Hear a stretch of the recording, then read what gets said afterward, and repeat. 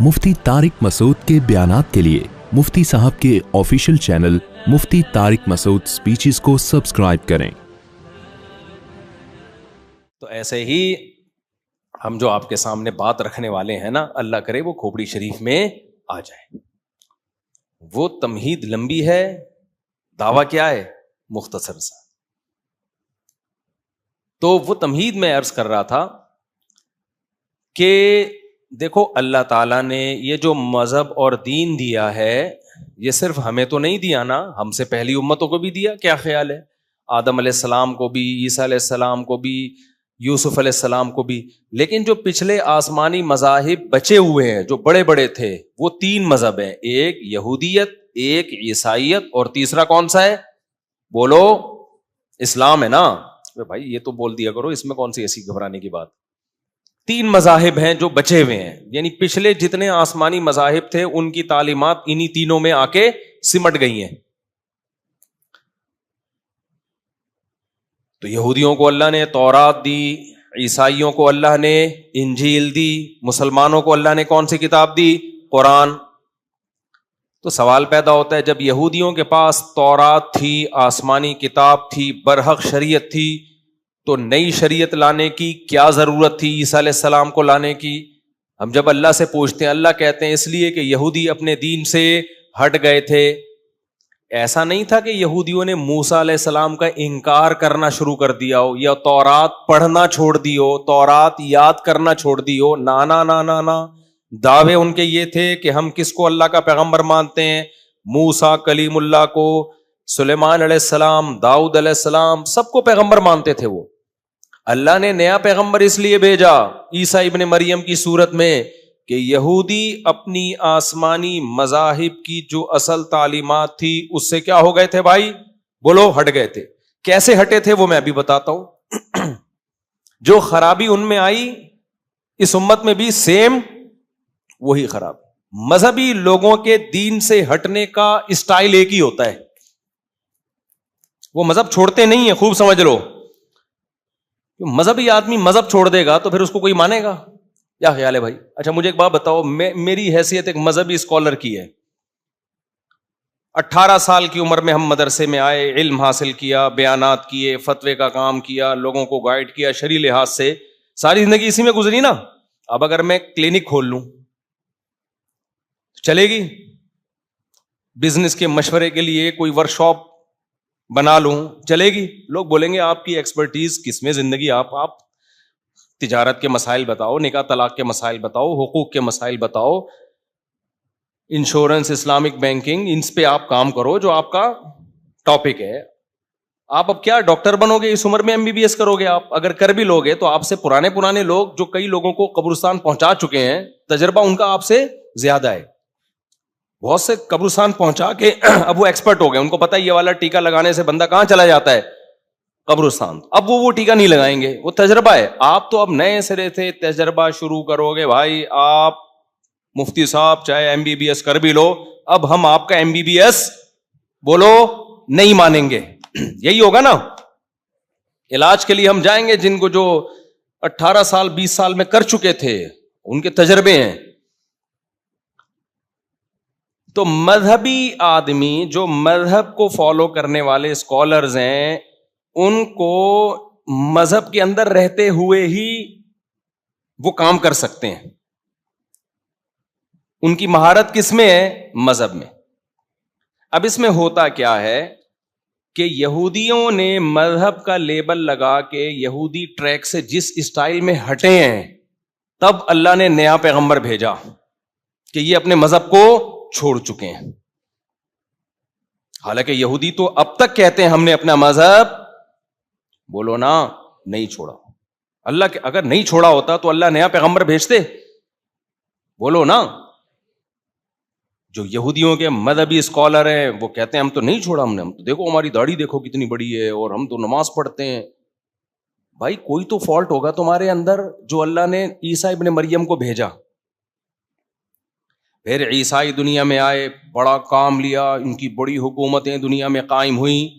کوئی تو فالٹ ہوگا کہ اللہ نے عیسیٰ ابن مریم کی تعلیمات کو منسوخ کر کے محمد صلی اللہ علیہ وسلم کو بھیجا کیا عیسائیوں کا مذہب سے رشتہ ختم ہو گیا تھا؟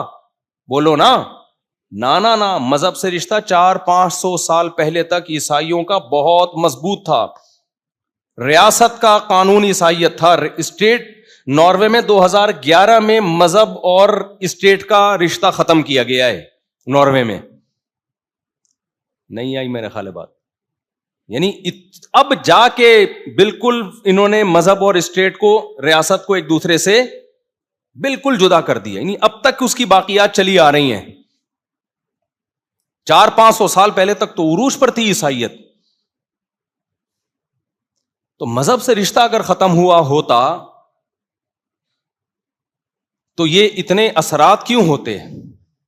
آج بھی عیسائیت کی تعلیمات پڑھائی جاتی ہیں, پڑھی جاتی ہیں. دنیا میں بے شمار پادری ہیں, بے شمار چرچ ہیں, اتنے بڑے بڑے چرچ.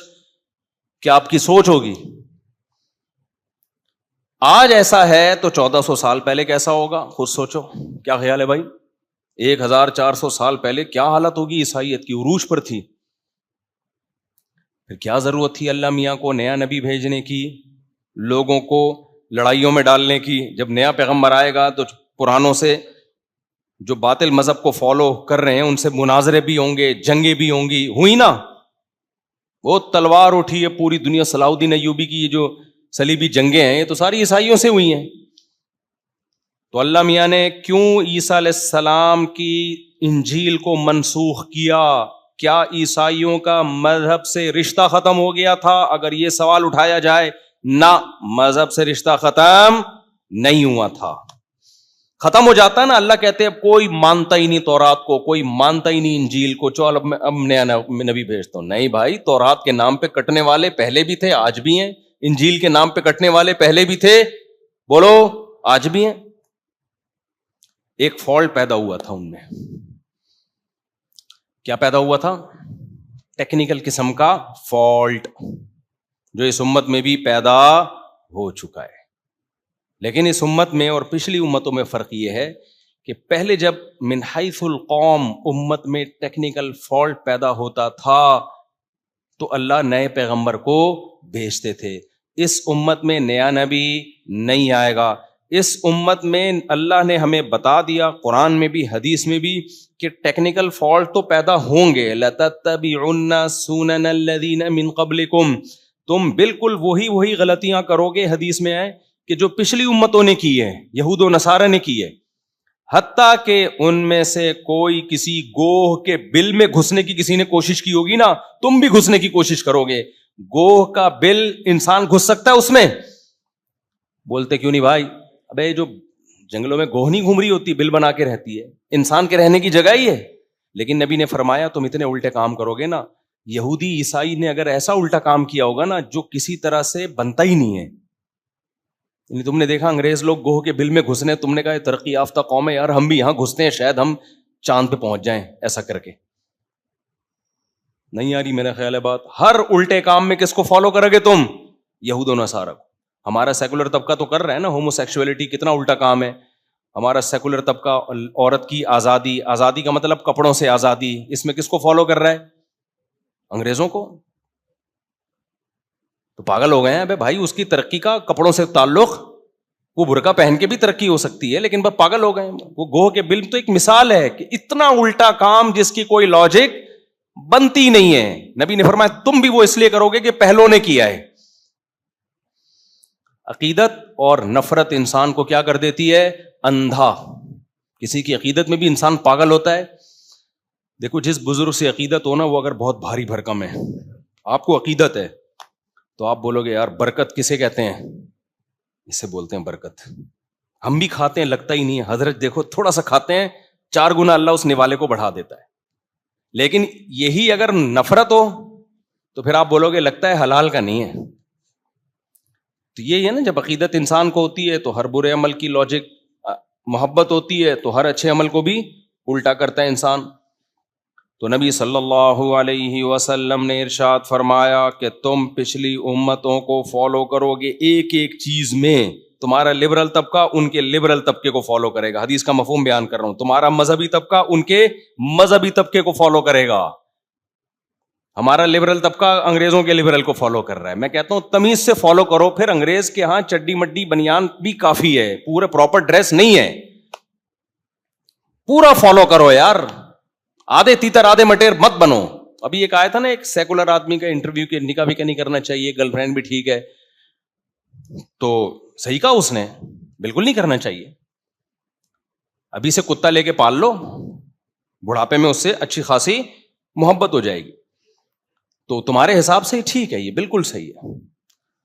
تو وہ پورا لبرل ہو گیا نا, وہ بالکل ایک طرف ہو گئے تو اچھا ہے. پھر یہ تکلف چھوڑ دو بالکل, یہ نکاح وکاح کا. اور پھر وہ اولڈ ہاؤس بھی بنا کے رکھو اپنے لیے, بتا دو 60 سال میں میرے لیے یہ اولڈ ہاؤس ہے, مجھے یہاں دفن میں بھی نہیں ہوگا, وہاں جاؤں گا. اور پھر مرنے کے بعد یہ اوون ہے, اس میں میری لاش کو جلا کے راکھ بنا کے پودوں میں ڈال دیا جائے گا. تو سیکولر بنو تو تمیز سے بنو.